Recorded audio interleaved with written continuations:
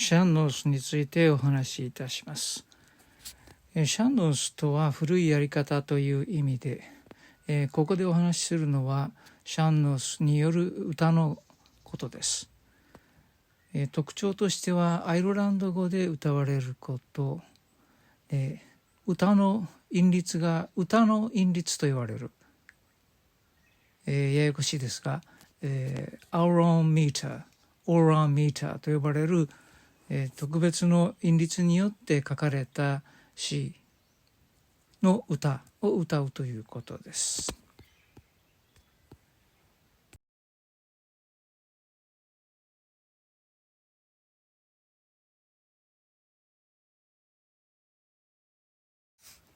ここで、シャンノス歌唱の定義をご紹介しましょう。右の写真にある男性、この人はリリス・オリーレというゴールウェイ大学の名誉教授の先生ですが、この方による短い定義をご紹介します。Shannos singing, orally transmitted songs in Oran meter in Irish-speaking communities, most as a model.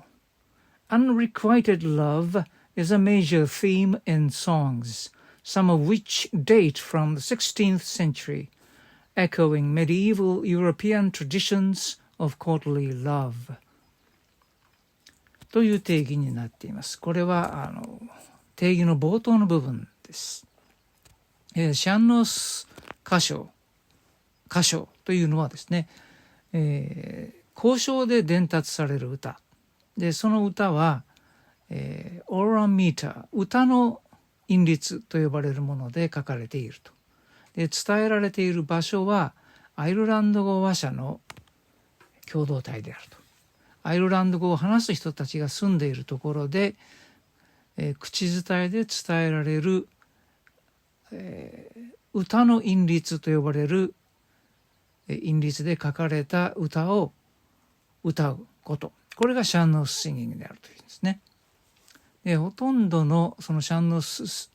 シンギングで歌われる歌の曲ですね、曲はモーダルであると。モーダルっていうのはモード、戦法ですね。モードを使うということです。モードというのは、7種類もっとあるんですかね、ありますが、ドリアンとか、リディアンとかミクソリディアンとか、そういう、戦法のことですね。それで書かれていると。から主要な歌のテーマとしては、報われない愛であると。で、歌のうちあるものはですね、16世紀に発するっていうんですね。で、中世のヨーロッパの宮廷愛の伝統を踏まえているっていうんですかね。そこに由来するような、そういう響きがあるっていうんですかね。ものがあるというんですね。この中世ヨーロッパの宮廷愛の伝統っていうのは、例えば12世紀の、南フランスの宮廷文化の中で、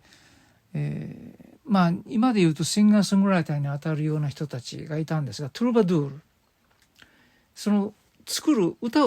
詩を作る人のことをトゥルバドゥールというんですが、そのトゥルバドゥールなんかが扱った、貴婦人などのその報われない相手に対しての愛などを扱う、そういう詩のジャンルがあるんですが、これが西洋の、近代の叙情詩の元になったものですけれども、